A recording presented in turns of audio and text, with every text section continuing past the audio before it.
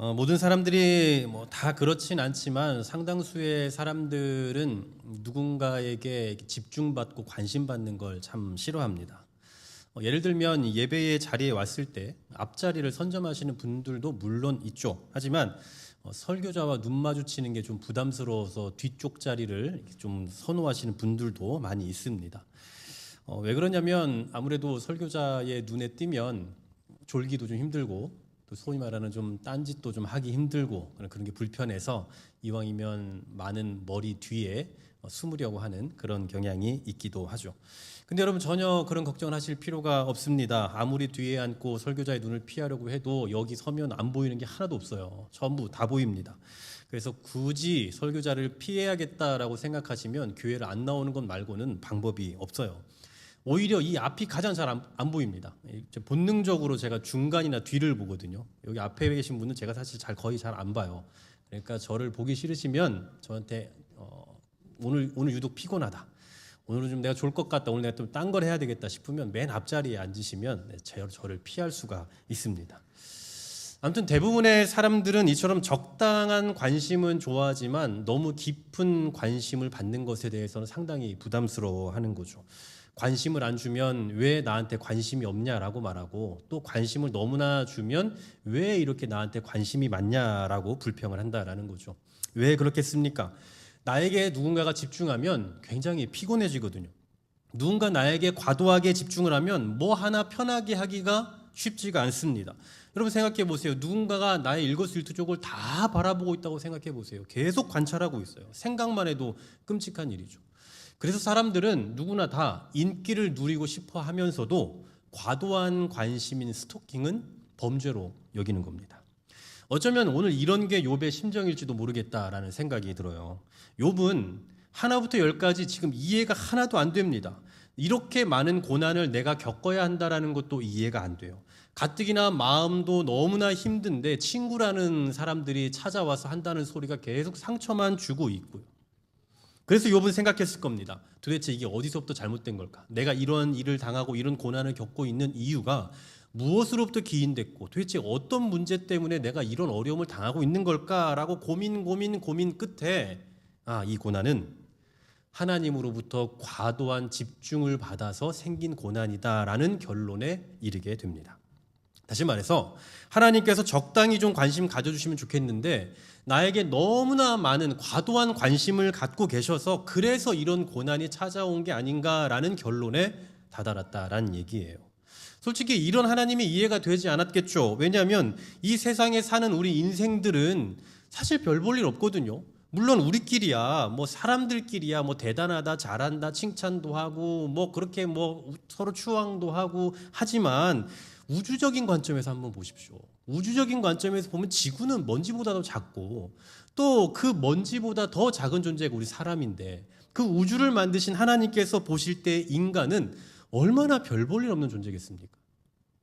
욥도 인간이 얼마나 제한적이고 얼마나 한계 안에 갇혀 살아가는 존재인지 너무나 잘 알고 있었어요. 오늘 14장 1절에 보시면 생애가 짧고 걱정이 가득하며라는 표현을 해요. 그러니까 인간은 생애가 짧아요. 가뜩이나 짧은 인생인데 그 짧은 인생마저도 걱정, 근심이 가득한 게 바로 우리들이라고요. 또 2절에 보시면 꽃과 같이 자라나서 시들며 그림자같이 지나가며 라고 말하죠. 잠시 피었다가 지는 꽃처럼 순간 반짝했다가 사라져버리는 게 우리 인간이다라는 얘기입니다. 그런데 이런 인간의 한계와 제한을 누가 정했는 줄 아십니까? 오늘 본문 14장 5절에 보면 이렇게 말씀해요. 그의 날을 정하셨고 그의 달수도 주께 있으므로 그의 규례를 정하여 넘어가지 못하게 하셨사온즉. 아멘. 누가 우리 인생의 한계와 누가 우리 인생의 그 임계점 끝을 정했다고요? 하나님께서 정하셨다고요. 그러니까 하나님은 우리 인간을 너무 잘 아시는 겁니다. 뭐 인간이 얼마나 대단하다, 얼마나 능력 있다 이런 거 말고요. 인간이 얼마나 제한적이고 얼마나 한계 안에 갇혀 살아가는 존재인지를 우리 하나님은 다 알고 계신다고요. 그런데 이처럼 별 볼 일 없는 인생에 대해서 하나님께서 도대체 왜 이렇게 관심을 갖고 계시는지가 이해가 안 되는 거예요. 그래서 욥이 간청하는 겁니다. 14장 6절 말씀인데요. 같이 한번 읽어볼까요? 시작. 그에게서 눈을 돌이켜 그가 품꾼같이 그의 날을 마칠 때까지 그를 홀로 있게 하옵소서. 아멘. 눈을 돌이켜. 이게 히브리어로 보면 감시를 멈추고 간섭하지 말라라는 얘기예요. 품꾼, 우리로 말하면 하루하루 일하며 사는 노동자를 말하는 겁니다. 욥은 인간의 삶을 힘겨운 노동자의 비유를 하는 거죠. 그래서 여러분 하루하루 일하는 정말 힘들게 바깥에서 노동을 하는 분들을 보시면 그렇게 열심히 하루 종일 일했으면 그 밤에는 푹 쉬어야 그 다음날 또 일할 수 있는 거 아니겠습니까? 그 얘기를 하는 거예요. 인간도 그렇게 하루 종일 일하고 나면 그 밤에는 좀 푹 쉬어야 그 다음에 쉼을 얻고 또 일하는 거 아니겠습니까? 그러니 좀 시간 좀 주십시오. 좀 쉴 시간 좀 주십시오라는 거예요. 이러한 욥의 간절한 심정이 6절 하반절 한마디에 다 담겨 있는 거예요. 그를 홀로 있게 하옵소서. 우리 인생을 좀 홀로 있게 하옵소서라는 거죠. 우리 성도님들은 굉장히 신사적인 분들이라서 뭐 그런 분들이 없지만 제가 과거에 이렇게 부목사로 사역할 때 막 되게 바쁘던 때는요, 뭐 쉼이 아예 없기도 하고 또 뭐 그런 목회자들은 월요일 날 쉼이 있는데 뭐 월요일도 뭐 쉬지 못하고 계속 출근을 하고 언제 한 번은 너무 힘들었던 게 휴대폰을 정말 부셔버리고 싶은 생각이 막 드는 거예요. 파괴적인 그 성향이 막 생길 정도로 너무 연락이 계속 오고 막 그 카톡방만 해도 수십 개가 되니까 계속 답해야 되고 이러는 게 막 되게 피곤하고 너무 힘들더라고요. 그래서 정말 그 당시의 심정은 제발 좀 홀로 있었으면 좋겠다. 그냥 진짜 혼자 있었으면 좋겠다. 이런 생각이 들었던 적이 있었습니다. 예전에. 지금이 그렇다는 건 절대 아니고요. 아마 여러분도 이런 일적인 스트레스로 인해서 휴대폰을 그냥 방치해 두거나 뭐 실제로 그런 분도 계실 거고 그러고 싶은 마음도 많은 분들이 있을 거예요. 어쩔 수 없이 갖고 계신 분들이 사실 대다수일 겁니다. 그리고 홀로 있고 싶다. 난 정말 홀로 쉬고 싶다. 그냥 나 혼자 시간을 좀 보내고 싶다라고 생각하는 분들도 분명히 계실 거예요. 제 주변에도 있습니다. 저희 집에 같이 사는 사람 중. 오늘 욥의 심정도 이런 거예요. 이 고통도 너무 힘든데 친구라는 인간들이 돌아오고 가면서 와서 한다는 소리가 하나같이 말도 안 되는 이야기들만 하고 있으니까 그냥 문을 걸어 잠궈버리고 싶었겠죠.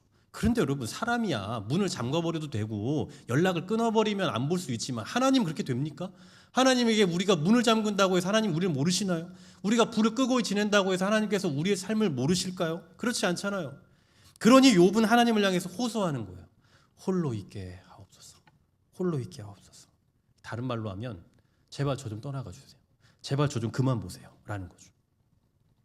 제가 감히 욥의 고난을 다 이해할 수는 없지만 홀로 있게 하옵소서라고 이렇게 호소하고 있는 장면을 제가 이렇게 묵상을 하면서 욥의 그 심정을 좀 정말 생각해 봤거든요. 내가 그때 그 상황이었다면 어땠을까라는 생각을 해보니 너무 좀 마음이 아팠어요. 저처럼 좀 감성이 좀 별로 없는 사람인데도 불구하고 홀로 있게 하옵소서라고 그렇게 하나님을 향해 호소할 수밖에 없었던 그 욥의 상황이 좀 이해가 되면서 마음이 아프더라고요. 왜 욥은 하나님의 관심이 부담스러웠을까요? 어쩌다가 이렇게까지 호소하게 됐을까요? 아무리 생각해도 자기가 이런 고난을 받을 이유가 없어 보이거든요. 뭐 죄가 많거나 아니면 뭐 세상을 잘못 살았거나 그러면 뭐 인과응보다 이러면서 그렇게 생각할 수도 있겠죠. 그런데 그런 것도 아니에요. 아무리 생각해도 자기가 고난을 받아야 될 이유를 모르겠는 겁니다. 이런 상황까지 극단적인 상황까지 몰릴 이유가 뭔지를 도저히 모르겠는 거예요. 그럼에도 불구하고 이런 고난을 당하고 있는 걸 보니 이건 틀림없이 하나님께서 나에게 너무나 과도한 관심을 갖고 계시기 때문이야 라고 그렇게 결론을 내리게 된 겁니다. 여러분 대충 보면 안 보이지만 자세히 보면 다 보이는 겁니다. 국정감사, 청문회 이런 거 보시면요. 거기에 나오는 사람들 털어서 먼지 안 나는 사람이 하나도 없어요. 마음 먹고 한 사람을 감사하고 한 사람에 대해서 감찰하면요. 별의별 죄목들이 다 나오는 겁니다. 저와 여러분은 그냥 이렇게 보니까 다 괜찮은 사람 같고 다 선한 사람 같고 그냥 그럭저럭 괜찮은 것처럼 보이죠. 그런데 어느 날 뭐 PD 수첩 그것이 알고 싶다. 이런 데서 우리 개인을 한번 다룬다고 생각해 보세요. 이상천, 그는 과연 누구인가? 이동우, 그는 누구인가? 이러면요. 죄송하지만 다음 주부터 못 봅니다. 저희. 대충 보면 괜찮거든요. 근데 자세히 그 사람에 대해서 보면 다 드러나게 되는 거예요. 마찬가지입니다. 욥이 아무리 생각해봐도 자기가 이렇게 당할 이유가 없는 것처럼 느꼈거든요. 그런데 이렇게 심각한 고난을 당하고 있는 걸 보니 하나님께서 자신의 과거부터 해서 지금까지 모든 것을 샅샅이 다 살피고 계시는 게 아닌가, 그래서 지금 생겨난 결과가 아닌가라고 그렇게 결론을 내리게 되었다라는 거죠. 그래서 간청하는 거예요. 저 같은 하찮은 인간이 뭐라고 하나님, 당신 같은 분이 저 같은 인간을 이렇게 집중하셔서 이렇게 하십니까? 그냥 제발 저 모른 척하고 좀 떠나가 주십시오. 제발 눈 좀 돌이켜 주십시오. 라고 그렇게 호소하고 있는 거예요. 사실은 우리도 암묵적으로 이렇게 기도하고 있는지도 모르겠다는 생각이 듭니다. 여러분, 우리 기도할 때 하나님 동행해 주세요. 하나님 저와 함께 해 주세요. 하나님 인도해 주세요. 라고 기도하지만 여러분, 솔직한 심정으로는 조금만 거리를 두고 도와주세요. 라고 하지 않을까요? 왜냐하면 하나님께서 정말 우리의 일거수일투족을 다 살피면서 우리와 함께 모든 일을 동행하신다고 생각해 보세요. 부담스러워서 살 수 있겠습니까? 뭐 잘못하면 너 왜 잘못했어? 라고 우리를 막 때리고, 또 뭔가 실수하면 우리를 바로 그 자리에서 심판하시고 혼나고 질병 걸리고 사고 나고 이런 일을 겪는다고 생각해 보세요. 괴로워서 못 살 거예요. 그래서 우리가 하나님 함께 해주세요, 하나님 동행해 주세요, 하나님 제 손을 붙잡아 주세요 라고 기도는 하지만 사실은 적당한 동행을 원하고 있을 거다라는 얘기입니다. 그러니 오늘 욥의 간청인 눈을 돌이켜 주시고 홀로 있게 하옵소서라는 이 고백은 심각한 고난의 현실 앞에 직면한 욥의 심정일 뿐만 아니라 오늘날을 살아가고 있는 저와 여러분, 이 신앙인들의 현실적인 요구일지도 모르겠습니다. 나를 좀 적당히 바라봐 주시기를 바라는 심정. 그래서 적당히 죄를 짓고도 무탈히 살아가고 싶은 심정. 하나님의 인도와 보호하심을 경험하고 싶긴 하지만 그러나 일거수일투족까지는 아니고 조금 멀리에서 이렇게 살짝살짝 도와주시기를 바라는 마음, 바로 이러한 마음의 표현이 오늘 본문에 눈을 돌이켜주시고 홀로 있게 하옵소서라는 그런 고백일 거다라는 겁니다. 자, 그럼 이처럼 하나님의 과도한 관심으로 인해서 고난이 찾아왔다라고 믿는 욥이 이제 이 일을 어떻게 해결하는가를 봐야 되겠죠. 바로 오늘 우리가 말씀을 통해서 생각해 보려 하는 아주 중요한 내용이 바로 이제부터 등장하는 겁니다. 13장 22절 말씀 우리 같이 한번 읽어볼까요? 13장 22절 시작. 그리하시고 주는 나를 부르소서 내가 대답하리이다. 혹 내가 말씀하게 하옵시고 주는 내게 대답하옵소서. 아멘. 하나님의 관심이 너무 부담스럽다라고 표현했던 욥은 하나님으로부터 벗어나고 하나님으로부터 멀어지는 것을 해답으로 삼지 않았어요. 그는 오히려 이 문제를 하나님과의 교제 안에서 풀어가려고 하고 있는 겁니다. 하나님 말씀해 주십시오. 제가 대답하겠습니다 하면서 하나님과의 교제가 완전히 일어나기를 소망하고 있다는 거예요. 24절 보시면 더욱더 구체적으로 말씀하는데 이렇게 말씀하죠. 주께서 어찌하여 얼굴을 가리시고 나를 주의 원수로 여기시나이까? 어찌하여 얼굴을 가리고 계십니까? 왜 나를 쳐다보지 않으십니까? 왜 날 봐주시지 않느냐라는 말이에요. 아니, 눈을 돌이켜달라면서요. 홀로 있게 해달라면서요. 근데 여기에서는 또 뭐라고 얘기합니까? 왜 나를 봐주지 않냐라고 또 반대로 이야기하고 있는 거예요.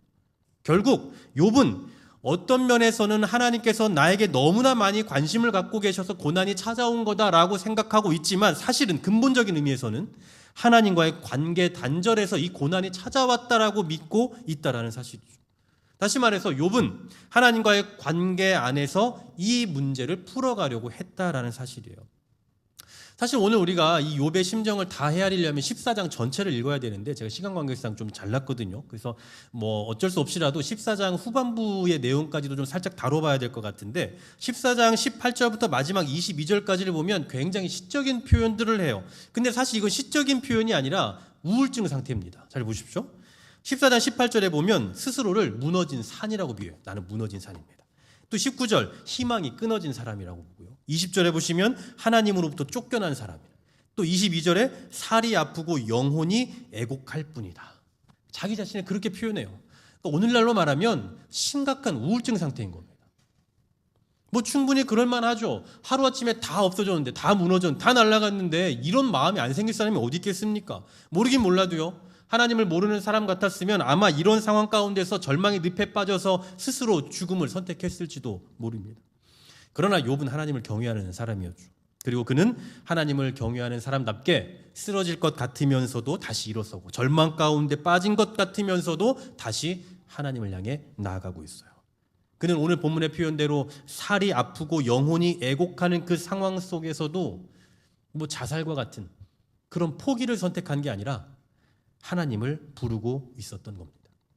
이게 바로 처절한 고통의 상황 속에서 어떻게든 이겨내보고자 하는 욥의 신앙이었어요.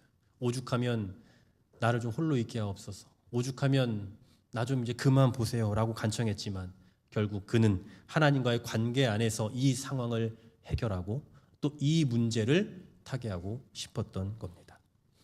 한편으론 이렇게 별 볼 일 없는 인간에게 왜 이렇게 관심을 갖고 계시는지 이해가 되지 않았지만 생각해보면 그게 은혜인 거예요.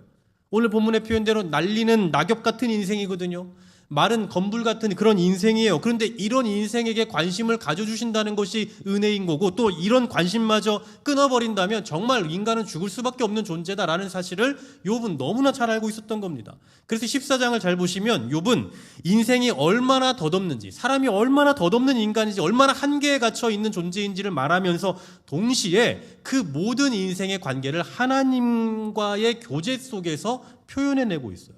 이게 무슨 얘기냐면 우리가 굳이 성경적으로 성경을 뒤적거리면서 찾아보지 않아도 일반적인 관점에서 철학적인 관점에서 아니면 시적인 표현으로 인간의 무능함과 인간의 한계를 얼마든지 표현해낼 수 있거든요. 그런데 욥의 오늘 14장에서 말하고 있는 그 통찰이 의미 있는 이유는 뭐냐면 단순히 인간은 그냥 아무것도 아니다라고 굉장히 회의적인 관점에서 그렇게 말하고 있지 않고 하나님의 그 무한함과 그에 반해 유한한 인간을 비교하고 있다라는 측면에서 굉장히 의미 있는 통찰이라는 거예요.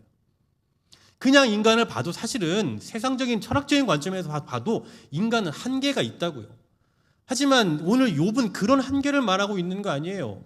뭐 소위 말하는 뭐 염세주의, 뭐 회의주의 이런 것처럼 그냥 아무것도 아닌 사람 어차피 죽으면 다 끝이야 라고 말하는 그런 관점이 아니라 하나님의 그 무한하심 앞에 서 있는 인간은 유한할 수밖에 없다. 하나님이 없는 인간은 얼마나 허무한지 모른다라고 그걸 말하고 있다라는 거죠. 결국 욥은 처절한 고난의 상황을 겪고 있지만 고난도 회복도 결국 하나님과의 관계 속에서 일어난다는 사실을 조금도 의심치 않았던 겁니다. 저도 물론 짧은 인생을 살면서 여러 가지 고난과 환난 또 어려움들을 많이 겪었습니다. 그리고 저보다 더 오랜 삶을 사신 여러분이야 제가 알 수 없는 훨씬 더 많은 어려운 상황들을 많이 겪어 오셨겠죠. 그런데 참 이 고난이라는 게 지독스러운 게 뭐냐면 이거는 내성이 안 생겨요. 이 고난이라는 것은 겪으면 겪을수록 이게 좀 적응이 돼야 되는데 적응이 안 돼요. 저는 위내시경을 되게 자주 했습니다. 위가 좀 안 좋았는데 자주 했는데 저는 그냥 돈도 아낄 겸 시간도 절약할 겸 주로 비수면을 했거든요. 안 자고 그냥 하는 거 있잖아요. 근데 이게 제가 맨날 하면서도 어떻게 하는지 그 과정을 이제 생생히 잘 알면서도 할 때마다 막 너무 괴로운 거예요. 정말 막 의사 선생님 때리고 싶을 때도 가끔씩은 이럴 거면 그냥 자면서 하지 왜 그런지 저도 잘 모르겠는데 그런 해도 적응이 안 돼요. 최근에 제가 지난주에 검사할 일이 있어서 검사를 했는데 처음으로 제가 그런 검사를 받아봤는데 되게 아프더라고요. 그때 제가 막 느낀 게 내가 나이가 더 들어가면 들어갈수록 이제 또 내가 그동안 경험해보지 못한 질병들이 생길 수도 있고 그러면 또 이런 검사들을 받아야 될 텐데 그러면 또 이거 좀 쉽지 않겠다. 더 힘든 여러 가지 그 검사들과 또 치료들이 있겠구나 라고 생각하면서 아까 우리 장로님 기도하셨던 김창수 성도님 얼마나 힘든 시간들을 보내셨나, 우리 성도님들 막 어려움 가운데 그렇게 치료를 어떻게 받으셨을까 이런 생각, 쓸데없는 생각일 수도 있지만 이미 미리 받을 그 질병에 대한 그런 것까지 걱정을 조금 했던 적이 있었어요. 그냥 시간이 지나고 또 경험해봐도 아무리 많이 경험해봐도 적응이 안 돼요. 저도 수술도 해보고 각종 치료도 다 해보고 해봤지만 여전히 병원은 싫어요. 그냥 여전히 싫습니다. 이처럼 고난이라는 놈은요 적응이 안 돼요. 경험이 많아도 내성이 생기지 않는다고요. 그래서 우리에게 고난은 언제나 힘들고 괴롭습니다. 쉬운 고난 하나도 없고요. 그냥 적당히 넘어갈 수 있는 고난이라는 게 존재하지 않아요. 때문에 우리의 고난의 크기와 상관없이 어떤 어려움이 생기면 그냥 사람들은 대번에 이것저것 다 포기합니다. 예를 들어서 고난의 상황으로 인해서 예배의 자리를 포기하고 기도의 자리를 포기하는 거예요. 너무 힘든데 내가 지금 예배의 자리까지 나갈 여유가 없다라고 생각하며 나에게 있어서 그리 중요하지 않다라고 여겨지는 것들 하나하나 포기하는 결정을 하게 되는 거죠. 하지만 오늘 욥의 자세를 통해서 우리가 생각할 수 있는 게 뭐냐면 어떤 고난의 자리와 어떤 고난의 시간도 결국은 하나님과의 교제 안에서 풀어낼 수 있다는 사실이에요. 너무나 괴로워서 기도가 난 안 돼요 라고 할 때가 있습니다. 난 너무나 지금 고통스럽고 어려워서 예배 자리에 나갈 수가 없어요 라고 할 때도 있어요. 그래서 내가 문제가 좀 해결되면 그때 제가 좀 할게요 라고 말할 때도 있습니다. 하나같이 어려운 일, 고통의 상황이 있을 때 하나님을 더 가까이 하고 예배 자리를 찾기보다는 이왕이면 조금 더 멀어지려고 하는 결정을 하게 된다라고요. 물론 이해가 돼요. 너무나 괴로우면 기도할 겨를이 없죠. 너무나 어렵고 너무 피곤하고 너무 아프고 너무 어려운데 하나님을 찾고 예배 자리를 찾고 뭐 하나님을 향해 기도하고 그럴 여력 있겠습니까? 상실하겠죠. 하지만 결국 문제의 해결은 하나님께 있다는 사실을 우리는 잊으면 안 된다는 겁니다. 생각 같아서는 하나님 이제 조금 당분간만 저 찾지 마세요 라고 말하고 싶어요. 저도 이해합니다. 그럴 거라고요. 사실은 고통의 상황 속에서 더 적극적으로 해야 할 일, 아니 가장 먼저 해야 할 일은 하나님으로부터 멀어지는 게 아니라 하나님과의 관계 가운데서 그 고난의 문제를 풀어가야 된다는 사실을 잊지 마시기를 주의 이름으로 간절히 소망합니다. 사랑하는 여러분, 최악의 상황 속에서도 여전히 하나님과의 관계 안에서 풀어가려고 했던 그 욥의 자세를 통해서 고통의 상황 앞에서 우리의 반응과 자세를 다시 한번 좀 돌이켜볼 수 있었으면 참 좋겠습니다. 신앙인은 죽어도 하나님과의 관계 안에서, 신앙인은 죽어도 하나님과의 교제 안에서 풀어가겠다라는 생각으로 살아가야 되는 거예요. 여러분, 고난이 있으십니까? 문제가 잘 풀리지 않으십니까? 그래서 힘이 없고 기도할 힘도 없고 예배할 여유도 없으신가요? 더 나아가 고난으로 인해 기도도 하고 예배의 자리도 찾으면서 어떻게든 살아가려고 몸부림치지만 내 실상은 조금 더 변화되는 것이 없어서 과연 이게 내가 맞나 싶은 생각이 들고 위로가 전혀 되지 않는다고 생각하십니까? 혹시 그래서 기도의 자리, 예배의 자리 찾을 필요도 없다고 생각하시고 하나님과의 만남의 자리가 별 쓸모없다고 생각하진 않으신가요?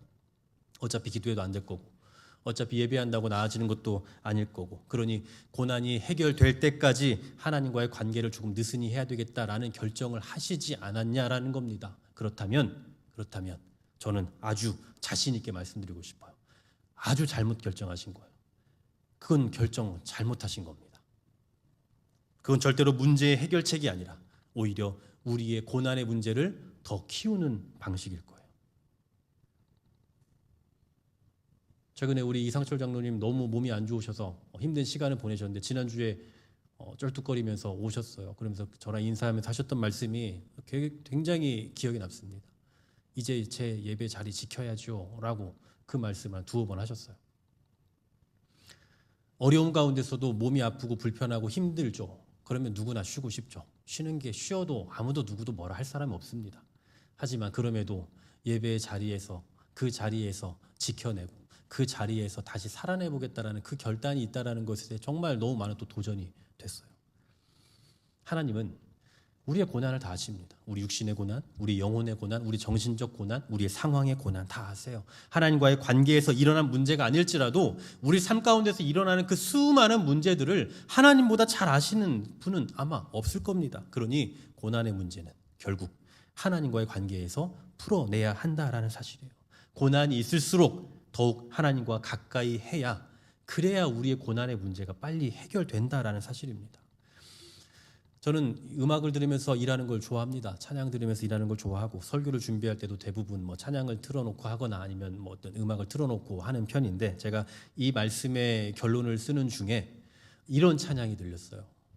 여호와께 돌아가자라는 찬양입니다. 그 가사가 이렇죠. 여호와께 돌아가자, 우린 돌아서도 그는 변치 않네. 여호와께 돌아가자, 우린 넘어져도 그 사랑 영원하네. 어쩌면 오늘 설교의 결론과 같은 가사였습니다.